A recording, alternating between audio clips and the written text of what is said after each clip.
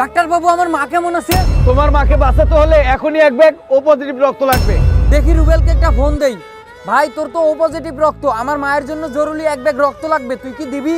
এই শোন, ব্লাড ব্যাংকে যে রক্ত কিনে আন, আমি কারোর জন্য রক্ত দিতে পারবো না। রাখতো ফোনটা। মামুনকে একটা ফোন করি। ভাই আমার মায়ের জন্য এক ব্যাগ ও পজিটিভ রক্ত লাগবে, তুই কি দিতে পারবি? ভাই আমার তো ও পজিটিভ রক্ত না, তবে আমি দেখি কোনো ব্যবস্থা করতে পারি কিনা। কি ভাই, রক্তের কোনো ব্যবস্থা হলো?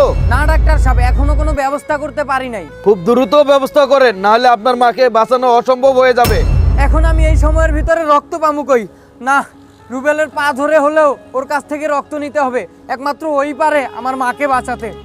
ভাই তোর দুইটা পায়ে ধরি, আমার এক ব্যাগ রক্ত দে, না হলে আমার মাকে বাঁচাতে পারবো না। ভাই তোর তো মাই নাই, তাহলে তোর মায়ের জন্য রক্ত চাইছিস কেন? মা তো মাই হয়, তোর মা মানে আমারও মা। একজন সত্যিকারের বন্ধু কখনোই নিজের স্বার্থ দেখে না। সে নিজের মাকে যেমন ভালোবাসে, তেমনি বন্ধুর মাকেও নিজের মা মনে করে।